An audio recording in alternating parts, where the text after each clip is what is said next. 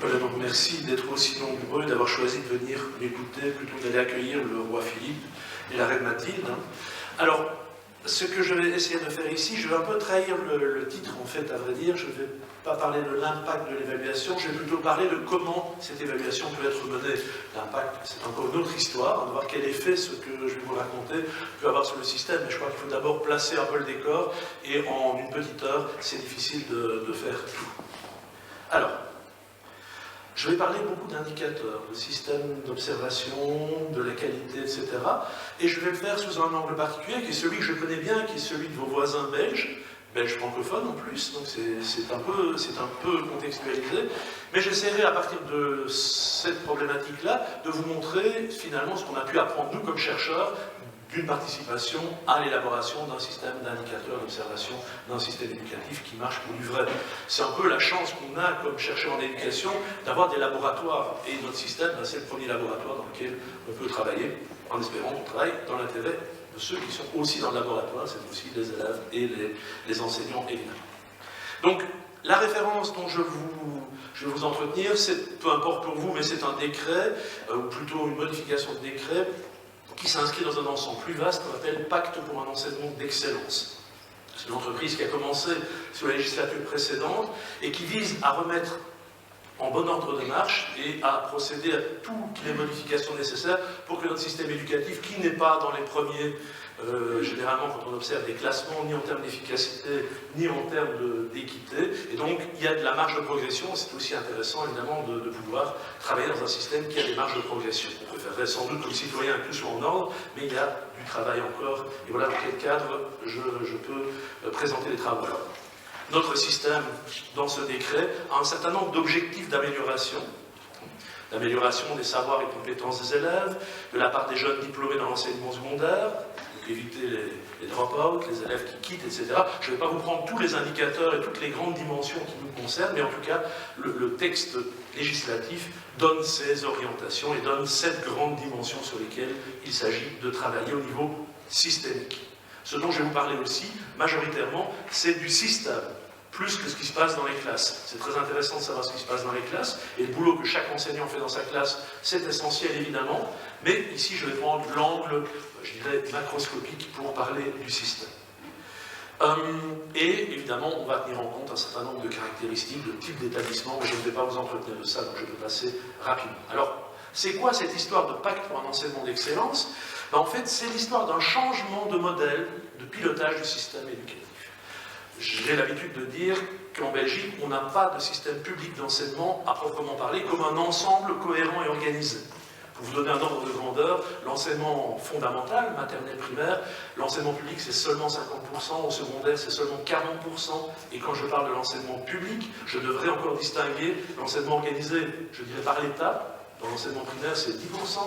Les 40% qui restent dans l'enseignement public, ce sont les provinces, ce sont les communes qui vont organiser cela. Donc on a un système extrêmement fragmenté et on n'a pas, à proprement parler, ce que je disais, un système, un service public d'enseignement qui serait centralisé et qui prendrait en charge l'ensemble des élèves. On est dans un système de marché où les parents choisissent et on peut choisir en différents modèles, l'ensemble étant financé par de l'argent public, selon des règles qui permettent d'équilibrer, je dirais, les moyens qu'on va donner aux écoles, qu'elles soient d'initiative publique ou pas. Alors, les raisons pour lesquelles, ce que disent les textes, c'est pour ça que c'est en italique, ce que disent les textes, pourquoi faut-il un pacte pour un enseignement d'excellence? Bien, notamment parce que notre système d'enseignement est relativement bien financé, ça c'est un premier point, on ne peut pas dire qu'on est dans la misère, on pourrait sans doute avoir plus de moyens, on peut toujours avoir plus de moyens, mais on a un système qui dissipe beaucoup de moyens, notamment pour les raisons que je vous ai explicitées. Il y a énormément d'écoles qui vont être concurrentes les unes des autres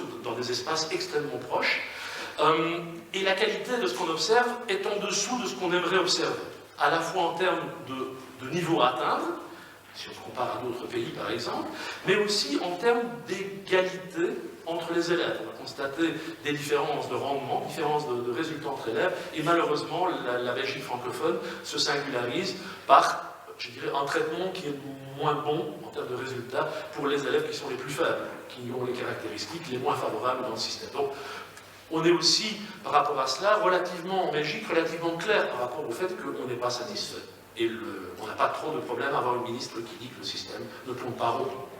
C'était plus facile, évidemment, de le dire quand on est ministre de tutelle de l'ensemble, et donc quand on est ministre d'une partie du système, évidemment, mais on voit bien qu'il y a des choses à faire. Et donc la qualité de ce système, elle est importante, il faut investir, c'est ça l'idée du pacte pour l'enseignement d'excellence. Alors, qu'est-ce qu'il faut faire? Il faut améliorer la qualité de l'accompagnement, la cohérence des parcours, il faut aussi être capable d'améliorer la qualité de la formation, le soutien, etc. Il faut, alors ça c'est une prise de position politique, augmenter l'autonomie, ou donner l'autonomie nécessaire.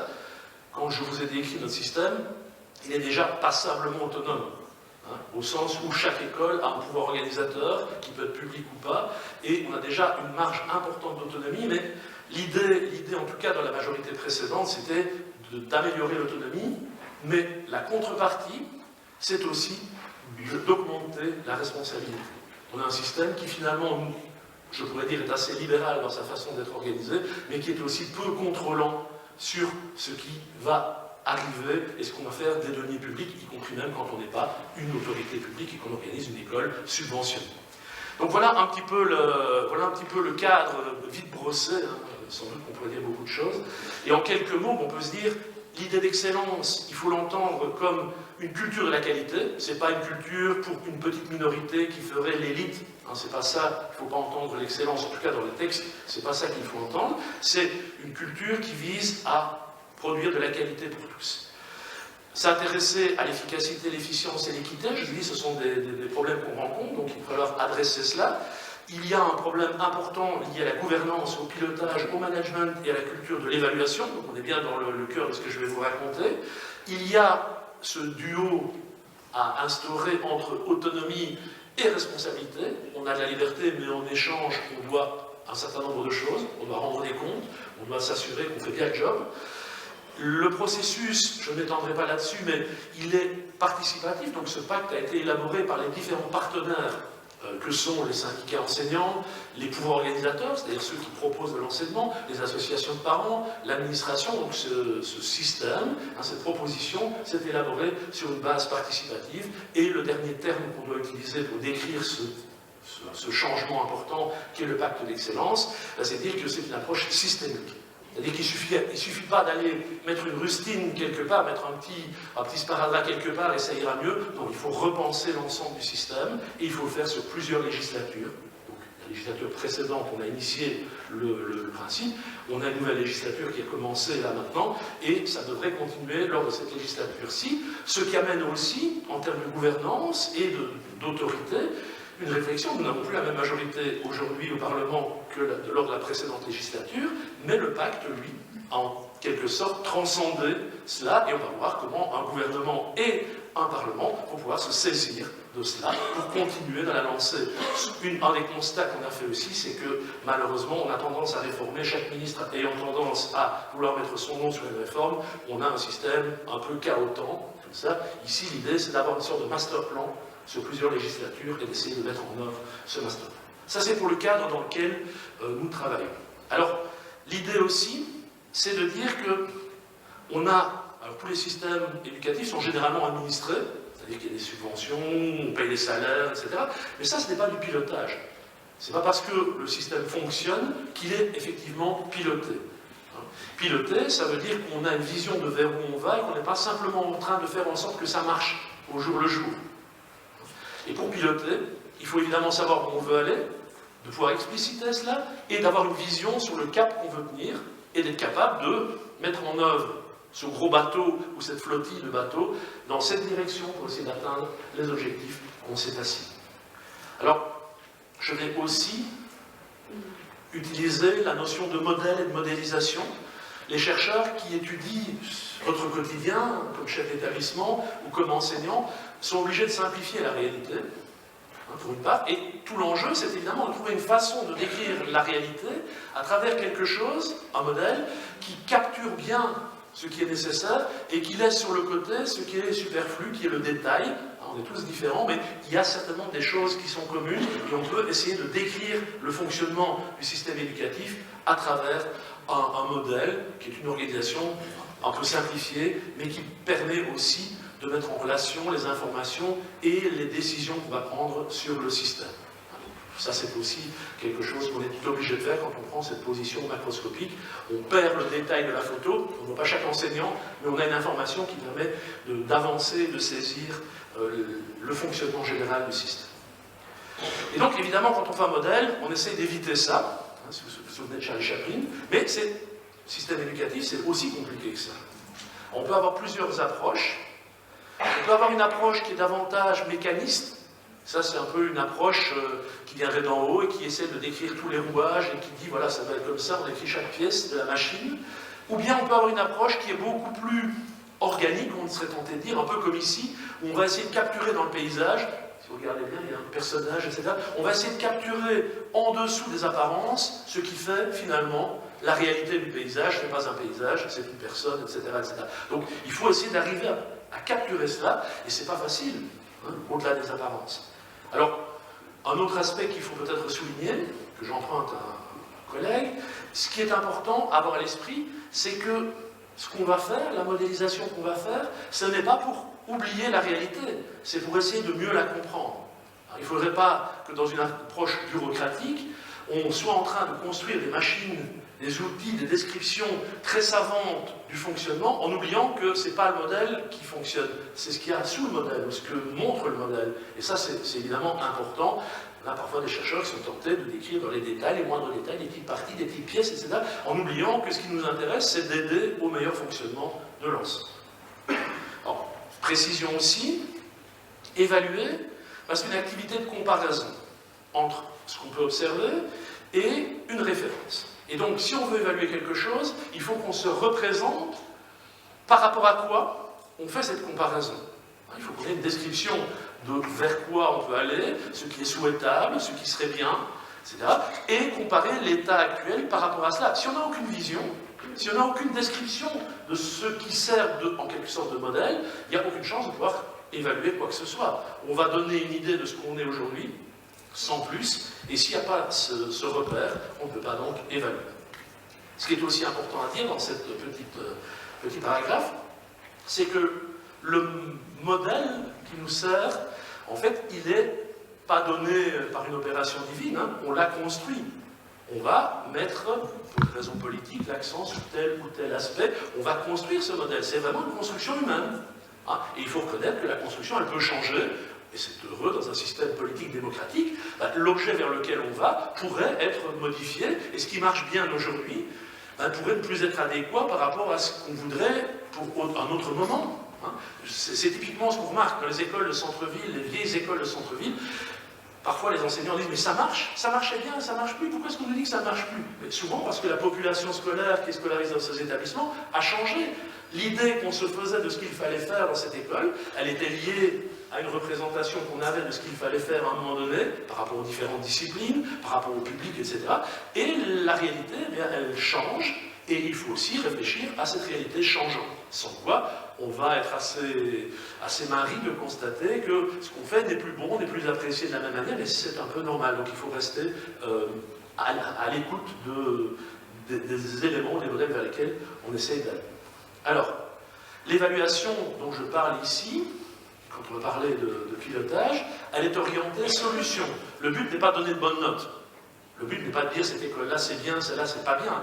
Le but c'est de se dire, si d'un point de vue systémique, il y a des choses qui ne fonctionnent pas comme on aimerait que ça fonctionne, est-ce qu'on comprend pourquoi ça ne fonctionne pas? Est-ce qu'on est capable d'agir pour que ça fonctionne mieux, ou que ça fonctionne en tout cas par rapport à ce qu'on attendrait, hein? Et comment est-ce qu'on peut faire pour que ce soit mieux? C'est vraiment dans cette perspective-là qu'on est, c'est pas dans l'idée de noter les établissements pour dire celui-là est bien, celui-là n'est pas bien. Je crois que ça c'est aussi quelque chose qu'il faut dire, mais il faut aussi le respecter. C'est-à-dire qu'il n'est pas nécessaire, par exemple, d'afficher des scores par établissement pour faire du pilotage. Ça pourrait être une solution. Certains États, certains systèmes vont faire ce genre de choses, faire des affichages de scores, y compris le taux d'absentéisme des élèves, des profs, etc. Ce n'est pas forcément ça qu'il faut faire si on veut obtenir les résultats qu'on veut avoir. Donc il faut bien réfléchir à ce que nous voulons faire pour arriver au résultat orienté vers la solution qui est la solution c'est-à-dire la solution telle qu'on se la représente comme étant un modèle idéal par rapport à notre société, à nous. Je vous ai dit, on construit le modèle, ah oui, la société dans laquelle on est se représente les choses d'une certaine manière.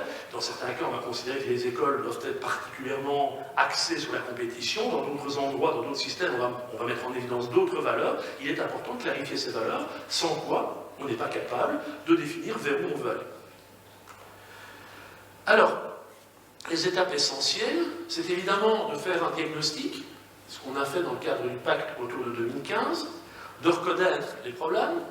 Il n'y a rien de pire que de se dire tout va bien, même si on a mis la poussière sur le tapis, donc il faut se dire bon, qu'est-ce qui pourrait être amélioré. Le but n'est pas une fois de plus de blâmer, le but c'est d'essayer de dire qu'est-ce qui pourrait être amélioré. De pouvoir construire ce référentiel, c'est-à-dire quelle école voulons-nous. L'école avec un grand E, hein, c'est-à-dire d'un point de vue systémique, quelle école voulons-nous, pas cette école-là ou celle-là, quelle école dans son ensemble voulons-nous. Et puis de déterminer, je vais prendre un peu de temps là-dessus, les indicateurs et les repères, c'est-à-dire de dire, si je veux quelque chose, comment est-ce que je peux décrire ce quelque chose, en le simplifiant un petit peu, à travers un certain nombre de dimensions particulières, d'indicateurs et de repères qui me disent je suis loin ou je suis proche de l'objectif que je me suis assigné. Ces indicateurs, ce sont des témoins, des preuves, des éléments qui me permettent de dire ça marche ou ça ne marche pas. Et ça, ce n'est pas quelque chose qui est facile. Les discussions, quand on va visiter, alors je prends cette fois-ci un exemple micro, quand je visite une classe et on dit voilà je fais comme ça, je dis ok c'est bien, et ça marche. Alors, ou bien on vous dit oui ça marche, on dit tiens comment sais-tu que ça marche? Comment sais-tu que ce que tu fais dans ta classe ça marche? Eh bien, en principe le collègue, et je peux dire la même chose quand je me trouve dans un amphithéâtre, j'ai donné de bonnes leçons aujourd'hui, ou j'ai fait de bonnes conférences, qu'est-ce qui me permet de dire que ça marche? Vous voyez, ils étaient tout calmes, ils n'ont pas parlé. Ok, est-ce que c'est un bon indicateur? Peut-être qu'ils sont en train de roupiller. Hein, je ne pourrais savoir que ça marche que si je vous posais des questions, si on se mettait en mouvement, etc. Donc, quand je vais terminer, je ne sais pas si ça a marché. Vous avez été sage. Okay. C'est une certaine forme d'indication que peut-être ça marche. Mais donc, cette idée de qu'est-ce qui marche et quel est le sens qu'on va donner aux éléments qu'on va attraper, qu'on va essayer de mettre ensemble, ça, c'est un gros travail. Et c'est un gros travail dans une classe, mais c'est un gros travail sur tout le système éducatif. Et donc, je peux essayer de caricaturer un petit peu ce que je fais quand je parle d'évaluation. Je dis, en fait, j'évalue une situation avec des critères. Par exemple, j'essaie de savoir si la formation qu'on est en train de donner, elle est pertinente. Ça, c'est une dimension. Pertinente, ça veut dire que ça a du sens de faire ce qu'on fait par rapport aux besoins qu'on aurait en matière de formation, par exemple. C'est très pertinent parce qu'on a parlé aujourd'hui de la lecture, que la lecture, c'est un des objectifs importants, etc. etc. On va le vérifier par des indicateurs, des signes, des signes, si possible, non équivoques, sur lesquels on peut être d'accord. Si chacun y va de son indicateur en disant ça se passe bien à la conférence parce que moi je me dis ça, non un autre dira pas du tout, ils sont restés passifs donc c'est pas bon, il faut qu'on se mette d'accord sur les indications qu'on va évidemment chercher et on va comparer par rapport à ce fameux référent. On va se dire par rapport à ce qui est attendu, ça a bien marché, les indicateurs, parce que ça nous montre qu'on est près de l'état auquel on veut arriver. Alors, un système évidemment tel que le nôtre, qui est extrêmement libéral, et où on va aller vers plus d'autonomie, mais aussi plus de responsabilité, ça fait penser un peu à ce dessin du chat qui dit tu peux faire tout ce que tu veux, pour autant que tu restes dans le cadre que j'ai prescrit. Hein? Oui, ça c'est aussi peut-être une tendance, hein, donc il faut bien réfléchir à ce qu'on va mettre là-dedans, et qui va définir le cadre, vers où on va aller, comment on va y aller, etc. évidemment. Alors, il y a toute une série de concepts qui sont liés à notre domaine, qui sont importants à maîtriser un peu. Il y a d'abord le niveau des finalités. Les finalités, c'est quoi? C'est les valeurs qui guident notre action. Hein. Et ces valeurs-là, on aimerait bien les atteindre, mais c'est vachement compliqué. On veut, par exemple, dans une des 5 missions de notre système éducatif, assurer à tous des chances égales d'émancipation sociale. Ça, c'est chouette dans une société de dire que l'école a cette mission-là. Mais il faut se mettre d'accord sur ce qu'est l'émancipation sociale, assurer à tous, hein, à quel moment, hein, comment est-ce que je sais, moi qui suis inscrit en maternelle, que j'assure à tous des chances égales d'émancipation sociale. Okay. Donc on voit bien que ces grandes finalités, elles sont essentielles, vivre dans une société démocratique, favoriser l'ouverture, etc. Tout ça est essentiel, mais ça ne va pas suffire. Ça nous donne la direction, Ça nous oblige à nous mettre d'accord d'abord sur ces grandes finalités. C'est quoi une société démocratique chez nous, en Belgique, au Luxembourg, en Europe? Puis ça suppose évidemment qu'on fixe pour l'enseignement des objectifs, c'est-à-dire des performances qui sont atteignables. Assurer des chances égales d'émancipation sociale, ça pourrait vouloir dire quoi au niveau de l'enseignement maternel, pour commencer par le début de l'histoire. Est-ce que notre école est joignable? Est-ce que les élèves ont vraiment accès à l'enseignement maternel? Ou est-ce qu'il y a une différence? Certains peuvent y accéder ou pas? Est-ce que dans ce qui va se passer dans ma classe, tous les élèves ont des chances de pouvoir avoir une place dans ma classe s'ils ne parlent pas le français ou l'allemand ou le luxembourgeois ou ce que vous voulez? Est-ce que notre système prévoit ça? Comment est-ce qu'on va gérer ça? Et je pourrais décliner cela de mille et une façons sur des objectifs, c'est-à-dire assurer à tous, par exemple, l'accès à la prise de parole. Hein, ça pourrait être un premier objectif, et je suis en maternelle et je ne vais pas faire tout le système jusqu'au système universitaire, mais on voit bien que par rapport à cette grande finalité, j'ai un tas d'objectifs qui vont arriver. Et puis, il y a un certain nombre de dimensions que je vais prendre en compte, hein, qui vont permettre d'apprécier le fait qu'on y est ou qu'on n'y est pas. Et puis, in fine, il y a les indicateurs. C'est-à-dire que moi, si je veux me dire, est-ce que cette école, cette classe maternelle contribue bien à cette grande finalité, je vais aller observer un certain nombre d'éléments concrets dans la classe qui vont permettre de dire, ouais, ok, on est dans la bonne direction, ou là là, il y a quand même que 2 gosses qui ont droit à la parole, les autres, ils ne peuvent même pas prendre la parole parce qu'ils n'ont pas l'équipement qui leur permet, on ne leur tolère pas la prise de parole, ou bien ce qu'on leur demande est manifestement pas atteignable, etc. Donc voilà un petit peu la vision qu'on peut avoir. Je l'ai placée au niveau micro, on doit pouvoir faire cette réflexion au niveau macroscopique. Si je dois évaluer la situation de l'enseignement maternel en Belgique francophone, il faut que je puisse ramener toutes les informations qu'on pourrait observer microscopiquement à un niveau macroscopique, et c'est pas trivial, évidemment, comme affaire. Alors, les indicateurs, on en a toute une série, et on peut faire toutes sortes de choses avec ces indicateurs. On peut avoir des indicateurs de contexte. Par exemple, on peut se demander, en termes de contexte, comment sont implantées les écoles, hein, simplement. Est-ce qu'il y a des écoles? Est-ce qu'elles sont réparties également sur le territoire? Est-ce qu'elles sont équipées de la même manière, équipées avec des moyens minimaux? On peut s'intéresser à des indicateurs sur l'entrée. Est-ce que tous les élèves, effectivement, entrent dans l'école? Est-ce qu'ils peuvent y accéder? Puis on peut se demander si tous les élèves, indicateurs de réalisation de processus, est-ce que finalement les processus qui sont mis en œuvre pour les traiter sont équitables pour tous? Est-ce qu'ils ont tous la même qualité? Par exemple, ce qu'on constate chez nous, et on constate dans beaucoup de systèmes éducatifs, c'est que les enseignants les moins qualifiés sont généralement dans les endroits où c'est le plus difficile. Ce qui veut donc dire que si on considère que les jeunes enseignants, par exemple, sont moins qualifiés que les plus aguerris, on doit se poser la question de pourquoi mettons ceux-là dans les écoles qui accueillent les publics les plus défavorisés, alors qu'on pourrait s'attendre, dans un modèle réfléchi, à y mettre les enseignants les plus aguerris.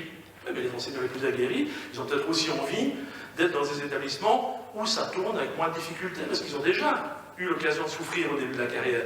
Okay? Donc tout ça va évidemment nous interroger sur la qualité, et quand on fait des belles bilans comptables, on se rend compte que les écoles qui accueillent les élèves les plus défavorisés, même si on y met un peu plus d'argent, eh bien, c'est ce qu'avaient fait les collègues français au début de la politique de discrimination positive, eh bien, ils se rendaient compte que ces écoles qui accueillent les élèves défavorisés coûtaient moins cher à l'État que les écoles qui accueillent les élèves les plus favorisés, tout simplement parce que les enseignants ils étaient plus jeunes, on les payait moins, et que même si on leur donnait une prime, ils étaient quand même moins payés que leurs collègues qui étaient dans les écoles les plus aguerries. Donc, le slogan « donner plus à ceux qui ont moins », eh bien, il prenait du plomb dans l'aile.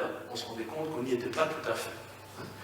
Et puis, on peut évidemment s'intéresser aux résultats, ça va de soi. L'école est là pour produire un certain nombre de résultats concrets en termes d'apprentissage. Est-ce qu'on connaît mieux tel sujet, ou est-ce qu'on a plus de compétences dans tel sujet, mais aussi en termes de capacités qui sont peut-être beaucoup moins formelles, mais qui sont d'apprendre à vivre ensemble, de pouvoir s'exprimer avec aisance, d'être à l'aise pour parler en public, etc. Donc, tous ces aspects-là sont des aspects beaucoup moins formellement scolaires, peut-être. Et puis, les usages, les indicateurs permettent à la fois de qualifier ou de quantifier des besoins, mais aussi de réguler l'action. Ça, c'est plutôt le pilotage, et d'évaluer un état du système à un moment donné. Les indicateurs servent, donc sont des éléments significatifs, qui permettent d'évaluer la situation. Ils ne doivent pas être l'objet d'une longue discussion, ils doivent pouvoir se mettre d'accord, leurs définitions doivent être claires.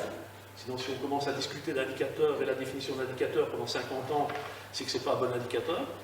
C'est qu'on n'a pas réussi à bien définir ce dont on parlait, il faut repenser la définition.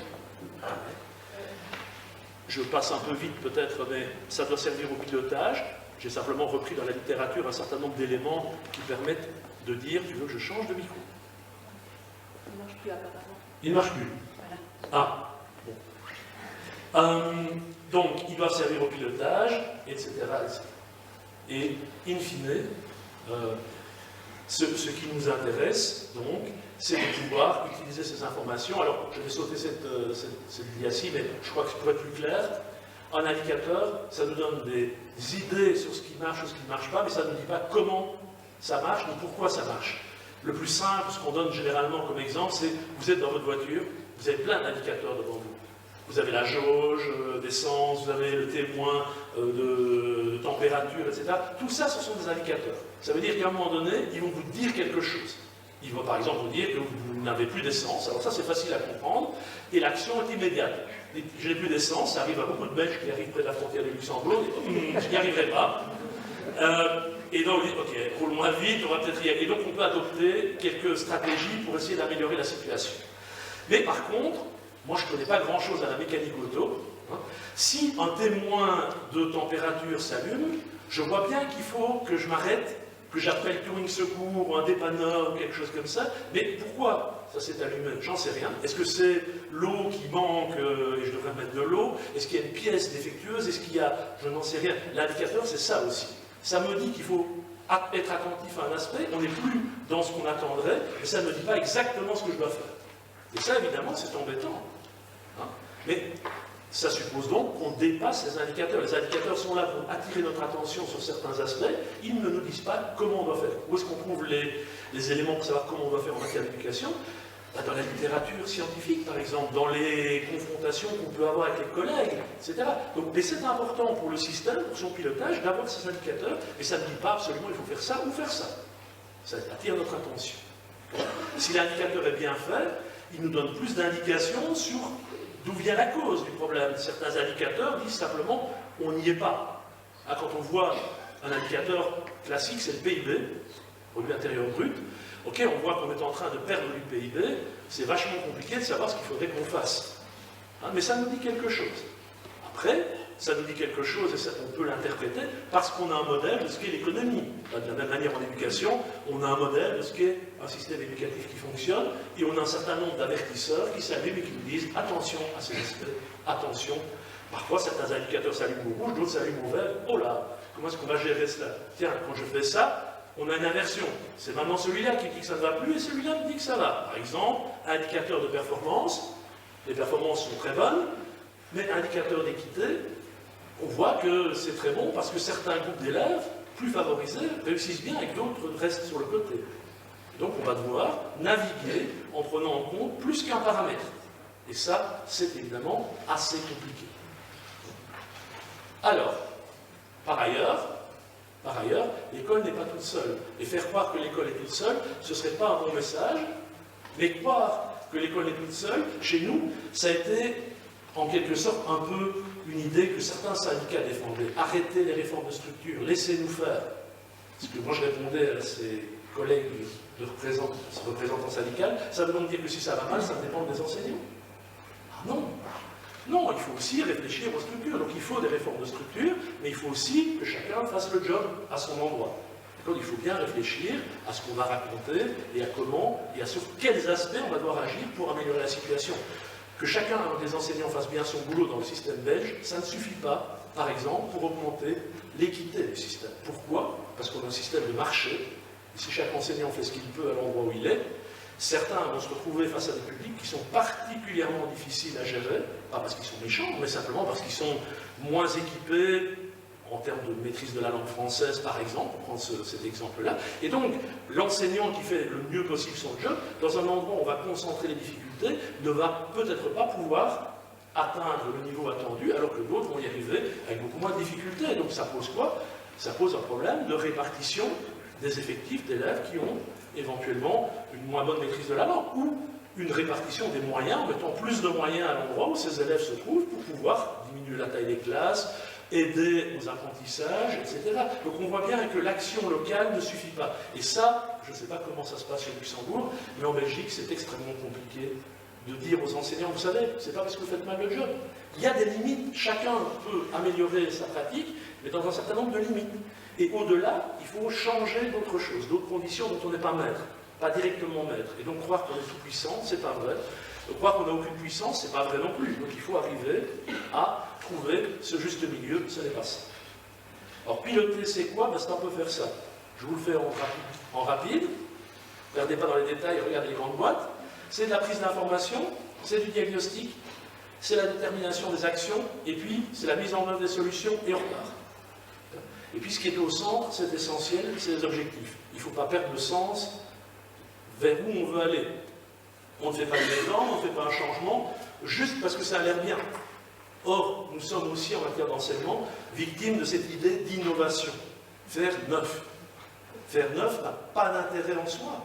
On fait quelque chose de nouveau parce que ce sera mieux pour atteindre des objectifs. Et donc, on doit certainement se placer davantage dans une perspective d'amélioration que dans une perspective d'innovation. En plus, très généralement, ce qu'on appelle l'innovation, ça a l'air neuf pour nous. Il y a des tas de gens qui l'ont déjà fait avant nous, donc on n'a pas beaucoup de mérite ou pas beaucoup d'intérêt à le faire. Par contre, ça va être difficile. Si on doit se mettre en mouvement, faire autre chose, il faut se dire, ok, pour nous c'est une innovation, mais dans la perspective d'amélioration, parce que je sais où je veux aller. Et ce qui est aussi important de ce point de vue-là, c'est de réfléchir au véhicule qu'on va utiliser. J'ai gardé l'analogie du déplacement. Je vais rentrer chez moi à Mons, hein, je pourrais y aller à vélo, sans doute, et je pourrais améliorer la bicyclette. Je pourrais mettre une assistance électrique, etc. Je vais quand même rentrer chez moi extrêmement tard. Je vais devoir donc faire un saut conceptuel et passer peut-être au moteur à explosion, à la voiture, pour rentrer au train. Enfin, on sait les qualités de cette ligne. Donc, on va devoir réfléchir, et à certains moments, on peut perfectionner ce qu'on sait faire en travaillant sur des aspects techniques réduits, mais dans d'autres cas, il faut vraiment faire un saut et changer de solution. Et ça, c'est évidemment très compliqué, parce que certains ont bien perfectionné le vélo, et puis on leur dit, c'est plus le vélo. On va devoir, si on veut atteindre nos objectifs, on va changer de moyen. Et donc, alors qu'on était très bons cyclistes, on n'a peut-être pas son permis de conduire, on va devoir réfléchir à comment on va se requalifier pour y arriver. Et ça, c'est des moments difficiles dans la carrière des enseignants. Hein, quand un enseignant est très performant, et puis qu'on lui dit, ah, il faudra aussi s'occuper de l'informatique, parce qu'aujourd'hui, l'école ne peut pas se passer des technologies. Ok, j'étais un bon enseignant papier-crayon, on change la perspective, je vais devoir apprendre un tas de choses que je ne maîtrisais pas, et je vais devoir devenir bon dans ce domaine-là aussi. Ok, c'est vachement difficile. Et les défis arrivent comme ça, hein, périodiquement, on a vraiment à réfléchir à ce qu'on fait. Et donc, le vilain schéma que je vous donnais tout à l'heure, il est un peu simplifié ici, mais c'est exactement cela, et on n'a jamais fini. Et ça, c'est très dur, je trouve. C'est se dire, ben, une fois que je suis bon comme enseignant, c'est pas gagné pour toujours. Je suis bon, je vais faire ça 35 ans, non. Ça ne va pas pouvoir se passer 35 ans. Et c'est pas parce que je suis mauvais qu'on va changer, ou qu'on va me dire de faire autre chose. C'est parce que ce qu'on est en train d'essayer de faire change. Le monde change. Sur les 35 ou 40 ans de carrière d'un enseignant, il y a beaucoup d'eau qui coule sous les ponts. Et aujourd'hui, le monde s'accélère. Donc on est dans un modèle où finalement, quand on est bien à un endroit, c'est l'endroit qui se transforme et du coup on n'y est plus bien. En tout cas, on n'est plus considéré comme étant performant et on va se rendre compte soi-même qu'il y a un certain nombre de choses qui ont changé. Donc c'est un métier, alors moi je trouve que c'est heureux, parce que ça veut dire qu'on ne fait pas tout le temps la même chose, qu'on a à se perfectionner, etc. Mais bon, c'est quand même un message aussi qui est assez douloureux parfois, à se dire, ben, maintenant j'y suis, je crois que ça marche bien, on va se remettre en mouvement, on n'a pas fini.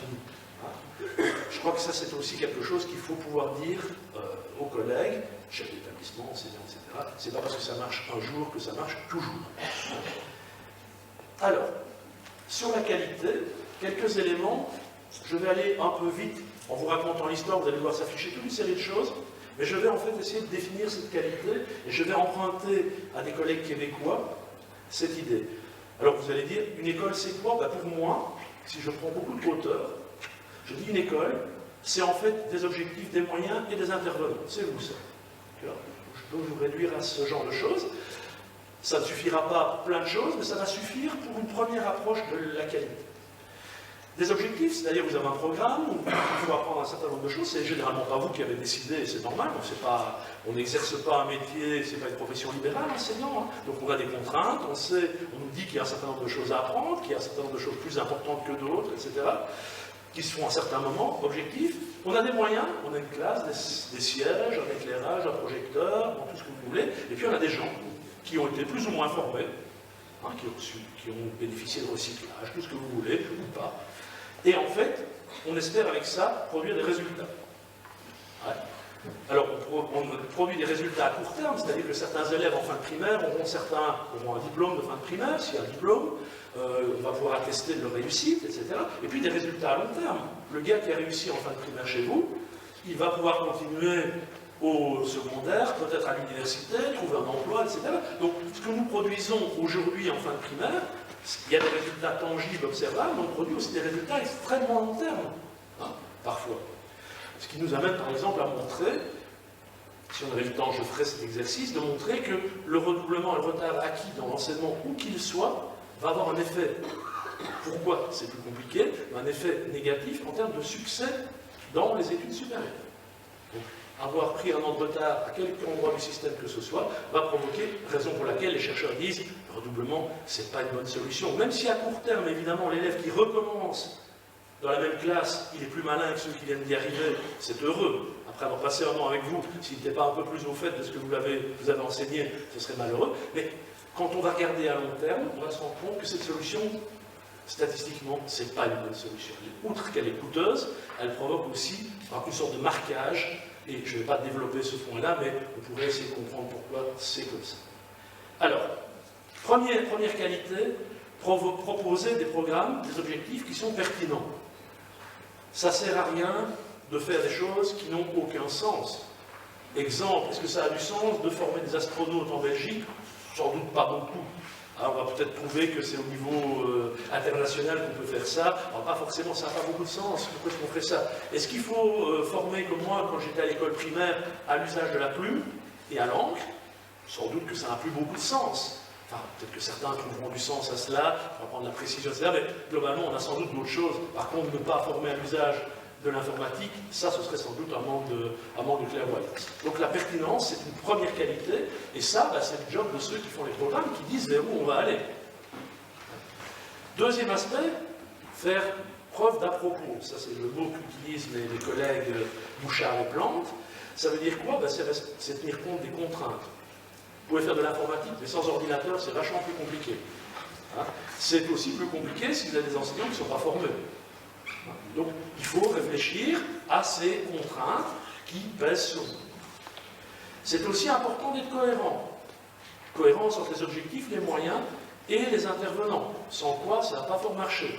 Avoir des enseignants à qui vous dites qu'il faut former à l'informatique sans ordinateur, c'est difficile, mais c'est aussi peu cohérent si vous avez des enseignants qui n'ont aucune envie de former à l'informatique, qui disent « moi, je ne veux pas toucher à ça ». Ou moi je veux bien, mais si ce n'est pas des Macintosh, mais des PC. Pas de chance, on leur a balancé des Macintosh, etc. etc. Donc tout ça, alors ça c'est assez simple ce que je raconte, mais c'est aussi par rapport aux valeurs de l'établissement dans lequel vous êtes. Si vous dites, écoutez, comme c'est le cas dans le pacte pour l'enseignement d'excellence, on va diminuer le redoublement, on ne va pas supprimer, on va essayer de le diminuer. Si face à vous, vous avez des enseignants qui ne partagent pas cette vision parce qu'on ne leur a pas expliqué, parce qu'ils ne sont pas convaincus, parce qu'ils ont peut-être de bonnes raisons de penser que c'est un peu ça, vous allez avoir beaucoup de mal d'atteindre vos objectifs. Si les gens viennent, vous allez réinvestir dans autre chose qui vous fait plaisir. Alors évidemment, le modèle de gestion du système éducatif doit aussi montrer ça aux enseignants. Si on dit chaque fois qu'on arrive à vous faire diminuer les dépenses, c'est pour faire autre chose avec cet argent-là, vous n'êtes pas très content à juste titre. Donc il faut aussi évidemment montrer pourquoi atteindre les objectifs avec efficience, c'est important parce qu'on peut réinvestir les moyens dans autre chose qu'on a envie de faire. Je vous parlais d'autonomie, cette idée d'autonomie, elle est un peu là. C'est de dire, on calcule les moyens nécessaires en moyenne, et si on peut arriver à faire des économies tout en atteignant les objectifs, alors on peut réutiliser, sous certaines règles, les moyens qui ont été alloués. La synergie, c'est une dimension importante dans notre domaine. On travaille avec des humains, avec des élèves, on travaille entre nous avec des humains aussi, c'est-à-dire les autres collègues, même si parfois le modèle de l'école est cellulaire, c'est-à-dire chaque enseignant dans sa classe, et basta, on se parle très peu, Mais l'idée de travailler avec synergie, ça veut dire, par exemple, l'exemple que je donne très souvent à l'université, c'est cette salle est équipée d'un vidéoprojecteur. Un jeune collègue arrive, il y a une salle à côté, il n'y a pas de vidéoprojecteur. Eh bien, on peut regarder ensemble si on ne peut pas utiliser à bon escient la salle et ne pas s'embêter mutuellement. Et donc, si j'en ai pas besoin, pourquoi est-ce qu'il n'utiliserait pas ma salle? Et puis, c'est pas ma salle. Et puis, de toute façon, si on ne fait pas ça, l'absence de synergie va provoquer de la friction. Il va me détester, il va dire les vieux sont cons. Moi, je vais considérer que les jeunes sont prétentieux parce que c'est ma salle quand même, j'ai souffert pour l'avoir. Et puis, de toute façon, ce qui va se passer, c'est qu'on va aller trouver le recteur de l'université et mon collègue va demander un autre vidéoprojecteur pour la salle d'à côté. Alors qu'on utilise la salle quelques heures par jour, peut-être, voire par semaine. Et donc, qu'est-ce qui va se passer? On va diminuer l'efficience, puisque ça va coûter plus cher pour produire le même résultat. Et au lieu d'utiliser ces moyens-là, on va avoir 2 vidéoprojecteurs alors qu'un seul aurait pu suffire. Et ça, je pense que si vous réfléchissez dans chaque école, ce manque de synergie, qui se traduit par une dépense supplémentaire, c'est une solution relativement facile quand on peut éviter la discussion de mettre un peu d'argent. Surtout si on a de l'argent. Les effets durables, c'est aussi quelque chose qui est important à montrer aux collègues enseignants, c'est l'école n'est pas faite pour elle-même. Et donc ce que nous faisons, je parlais de la maternelle ou du secondaire, etc., nous ne le faisons pas pour que ce soit chouette à la fin de la maternelle ou à la fin du primaire, etc., nous le faisons pour travailler pour nos élèves qui sont des enfants, qui vont devenir des adolescents, puis des adultes. Et donc on doit garder cette vision. Alors c'est bien d'arriver à des performances intéressantes, mais si c'est au prix d'un dégoût pour la matière, on va voir dans nos objectifs à nous, on va dire apprendre à lire, mais aussi apprendre à aimer à lire. Parce que c'est pas naturel de lire. Dans certaines familles, ça semble assez naturel. Moi j'ai toujours vu chez moi des gens qui lisaient, et ça semble assez naturel, et ça a l'air plaisant. Mais j'ai aussi des collègues qui ont beau être éduqués et qui me voient en vacances prendre un livre et me dire « Tu t'ennuies alors ?» Je dis « Non, je ne sais pas, pourquoi est-ce que je m'ennuierais? C'est quelque chose que j'aime bien faire, je ne suis pas en train de m'ennuyer et de faire quelque chose pour occuper mes mains. C'est parce que j'aime bien de faire ça, c'est quelque chose de positif. » Donc, apprendre à lire, mais aussi apprendre à aimer lire, et vous pourriez décliner cela, ça fait aussi partie de l'école, de ce qu'on peut apprendre à lire. Et ça va évidemment pousser à utiliser la lecture pour d'autres choses. Impact et flexibilité, 2 grandes dimensions importantes.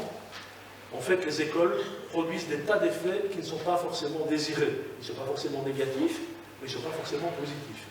Si vous avez une infrastructure comme celle-ci dans votre école, vous dites, oh, je pourrais la garder que pour moi, mais je pourrais aussi l'ouvrir à des initiatives sportives le soir, etc.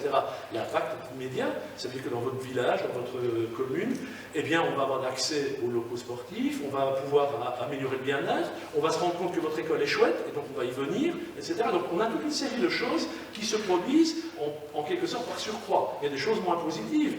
Devant les écoles chez nous, je ne sais pas encore une fois comment c'est au Luxembourg, mais on provoque des embouteillages. Une école égale des embouteillages. Et ça, c'est pas l'école qui le veut, c'est comme on a pensé la structure, on n'a pas forcément pensé aux accès, et comme les parents voudraient entrer leurs élèves avec la voiture comme au car wash directement dans la classe, ben ça va provoquer des embouteillages, voire des accidents graves. Et ça, c'est des impacts auxquels il faut penser. Et puis, à un point qui est très difficile, vraiment certainement quelque chose qui est extrêmement difficile pour nous, c'est la flexibilité. Ce que nous faisons bien, je l'ai dit tout à l'heure, il faut que ça se perpétue. Et les besoins qui étaient là ne sont plus forcément les besoins identiques après. Les besoins peuvent changer. Et donc on doit être capable, sans faire la révolution, de s'ajuster. Tout en respectant les objectifs qui nous sont assignés. Puisqu'il faut aménager le couple besoin-objectif. Donc il ne s'agit pas de transformer l'école en une garderie. C'est pas ça, c'est pas changer les objectifs. Mais c'est se rendre compte qu'aujourd'hui, les besoins en matière de formation vont être différents. Par exemple, on va se rendre compte que de plus en plus nos élèves ne parlent pas la langue d'enseignement, alors que par le passé ils le faisaient, donc on va se dire qu'est-ce qu'on fait? On n'apprend plus la langue d'enseignement, on va changer les exigences en matière de... ou bien on va changer notre façon de faire pour atteindre quand même les objectifs, avec plus de moyens, avec les mêmes moyens, etc. Et donc ce petit modèle, qui est très très simplifié, mais moi je l'aime bien, parce qu'il permet d'interroger ce que nous faisons à au moins 9 angles, avec 9 critères, si vous voulez, 9 dimensions.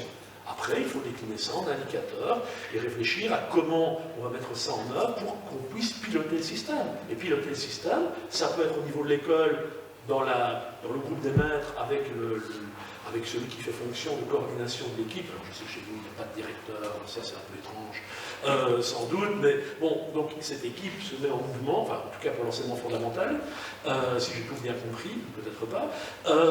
Et donc on a à faire fonctionner cette école, et puis au niveau du système, ben, le problème est exactement le même.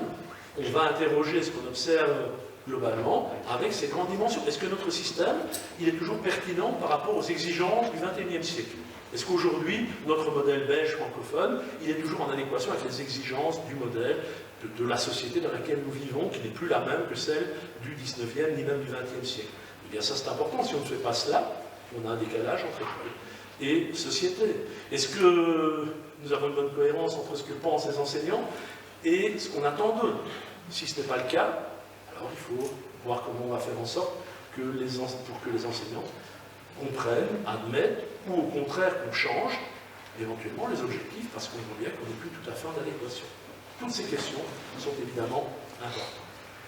Et donc, ce que je devrais faire, si je développais la suite des opérations, ce sera d'autres épisodes, c'est se dire maintenant que j'ai posé ce cadre-là, il s'agit de pouvoir évaluer, il s'agit de prendre des informations et d'opérer les mesures qui vont être nécessaires.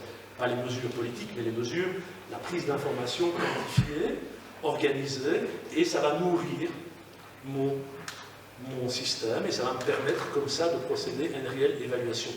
Évaluation et mesure, ça ne s'oppose pas. L'information, elle doit être bien prise, et ça c'est du mesurage. Hein, si on veut savoir si on a amélioré les performances en mathématiques, il faut qu'on soit capable de mesurer les performances en mathématiques. Qu'on soit capable de dire ce qu'étaient les performances, ce qu'elles devraient être, comment on les mesure, est-ce que ça va prendre telle ou telle coloration, est-ce que c'est dans telle ou telle matière, est-ce que c'est une approche en termes de connaissances ou de compétences, etc. Et une fois qu'on aura fait ça, on pourra regarder les informations, les mettre en perspective et considérer qu'on est en train de procéder à une évaluation. On va se rendre compte que tel résultat obtenu à tel endroit, ce n'est pas si mal que ça, parce que cette année, il y a eu quelques problèmes à tel et tel endroit, et donc c'est normal, on a dû fermer les écoles parce qu'il y a des problèmes d'intempéries, etc. Forcément, si on ferme les écoles pendant 3 semaines, le résultat n'est pas nécessairement le même, etc. Donc tous ces aspects-là vont permettre de mettre en perspective, de comparer ce qu'on a pu mesurer à ce qui était attendu, ce qui était souhaité, et donc on pourra procéder alors à réellement un ajustement qui sera de nature pilotage, comme je l'ai défini tout à l'heure. Mais pour faire ça, il faut garder cette approche systémique, et parfois l'école, ça ressemble un peu à ça, pour celui qui doit essayer de prendre des décisions, de faire avancer le système. Et qu'est-ce que je donne comme exemple ici? C'est un petit exemple qui permettait, je terminerai sur ça, qui permettait de comprendre pourquoi il faut prendre plusieurs paramètres, mais aussi pourquoi, bon sang, notre système n'est pas très juste. Je vous le livre, comme il n'y a pas de belge dans la salle, je vous livre la réflexion. En fait, les sorties précoces du système belge francophone, elles sont 8,7 fois plus importantes chez les jeunes dont les parents ont une scolarité courte. Donc ceux qui ont des parents qui ont fait peu d'études ont plus de chances, alors beaucoup plus de chances, de sortir sans eux-mêmes utiliser au mieux le système. Donc ils vont sortir. Alors, est-ce que c'est grave? Ben ça, on ne peut le savoir que quand on va regarder d'autres points de repère. Alors si je regarde, je suis désolé, je n'ai pas pris de chiffre pour le Luxembourg, mais si on regarde la Finlande, dont on parle souvent, c'est 1,6 fois. Donc en Finlande aussi, les élèves qui ont des parents qui ont fait des études courtes ont plus de chances de sortir. Ok, mais 1,6. En Espagne, 3,8, 3,6, et en France, 4,3. Donc même quand on prend un pays qui ressemble assez fort à la Belgique, d'un point de vue revenu, moyen, etc., façon de vivre, on n'est quand même pas terriblement bon.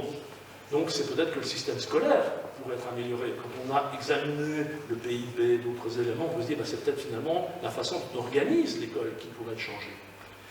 La probabilité est 3 fois plus grande d'avoir un diplôme de l'enseignement supérieur chez nous, quand on a soi-même des parents qui ont un diplôme supérieur. En Finlande, il n'y a presque pas d'avantage. En France, l'avantage n'est pas si loin de l'avantage que nous connaissons. Mais ce qui est évidemment assez embêtant, c'est que les dépenses en matière d'enseignement supérieur sont 2,46 fois plus importantes que pour l'enseignement primaire. Or, comme ceux qui vont faire avec le plus de chances des études supérieures sont ceux qui ont des parents qui ont fait des études supérieures, ça veut donc dire que ceux-là bénéficient davantage, parce que le primaire tout le monde y va, bénéficient davantage de l'argent public que ceux qui ont des parents qui n'ont pas fait d'études. Et donc socialement, c'est assez embêtant. De la même manière, l'expérience de scolarisation l'espérance la plus courte ou la plus longue, eh bien, ça se sépare de 10 années entre ceux qui arrêteront leurs études précocement et ceux qui iront chirurgien ou qui feront une spécialité après avoir été ingénieur, etc. Et donc on se rend compte que tout l'un dans l'autre, on a une aggravation. En soi, c'est pas très sympa d'avoir moins de chances de réussir à avoir un diplôme supérieur d'avoir moins de chances quand on n'a pas des parents qui ont fait des études supérieures, mais en plus l'État va investir davantage dans ces élèves-là, puisqu'ils vont rester longtemps à l'école. Voilà, ça c'est quelque chose qu'on peut par exemple faire avec un ensemble d'indicateurs. Et se dire, finalement, si même en Finlande, les chances sont plus grandes de faire des études supérieures quand on a des parents qui ont fait des études supérieures, eh bien, l'investissement pour le supérieur n'est pas si important, par comparaison, au primaire que ce qu'est le cas en Belgique. Donc, à la limite, c'est moins grave encore. Donc, c'est un peu grave, alors que chez nous, c'est doublement grave. Voilà donc ce que je voulais vous raconter aujourd'hui. Je vous remercie.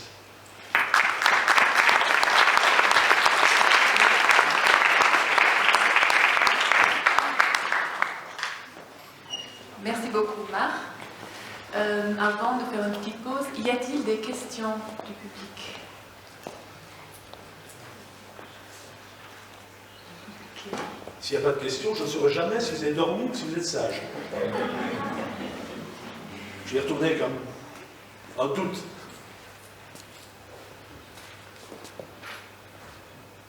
Okay. Je retournerai avec un doute. Hein. À mon avis, c'était tout à fait clair.